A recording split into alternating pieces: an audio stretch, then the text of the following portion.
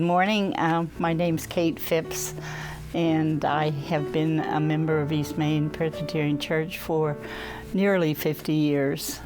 The prayer ministry in our church, when Corey first asked me about doing this, I had to think back as to who started it, and in my mind it was Anita Filer. And at first we met.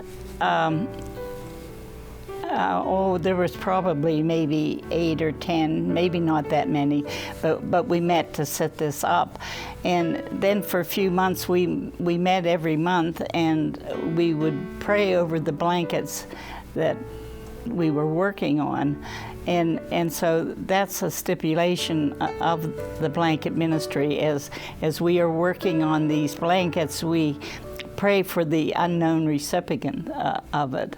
We used to give these little pamphlets with every book or every blanket that we made, and in it tells about the concept came from a nurse who had a patient who never had any visitors, and so she thought she would get a blanket, and the other nurses, they held it around and prayed over it and gave this blanket to the lady, telling her that not only did the blanket keep her warm, but she had the warmth of prayer.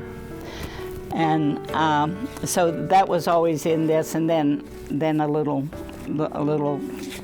message from our blanket committee.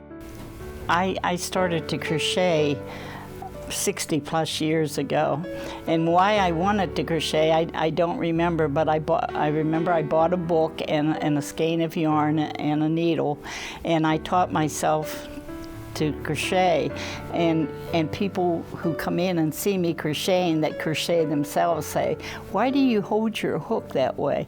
And I really, for a long time, didn't know that I was doing it any different, but it works for me. But my point is that 60-some years ago, God actually was preparing me for my time now, because if I couldn't crochet, I have no idea what I would do with my time, because I start to crochet after breakfast in the morning, and I crochet till evening. Now I do other things too. I have company. I watch television. I mean, I don't do it constantly, but actually every day I crochet that much. But I just finished this last night. So that's one. I have a very good friend. So the Lord keeps providing for me. I have a very good friend who buys the most of my yarn. I couldn't begin to afford yarn, like everything else has gone up in price. Maybe the good thing of this little snippet is that maybe somebody will watch it and think they knit or crochet, and they'll think, oh, maybe I could make a blanket. Every one of the originals have either passed away or they've moved away.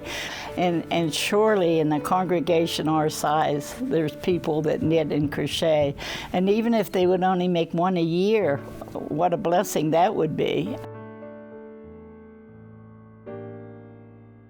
Well, for shut-ins or people who have been discharged from the hospital. I had a picture of a little girl who had her tonsils out, and so they gave her a blanket, and her family let the ministry know that she wouldn't let go of that blanket. And she was, I think she was like 6 or 7, but it just meant so much to her. So what might seem like not much to us has a lot of meaning to others. But the basic thing is we're showing God's love and give Him the glory.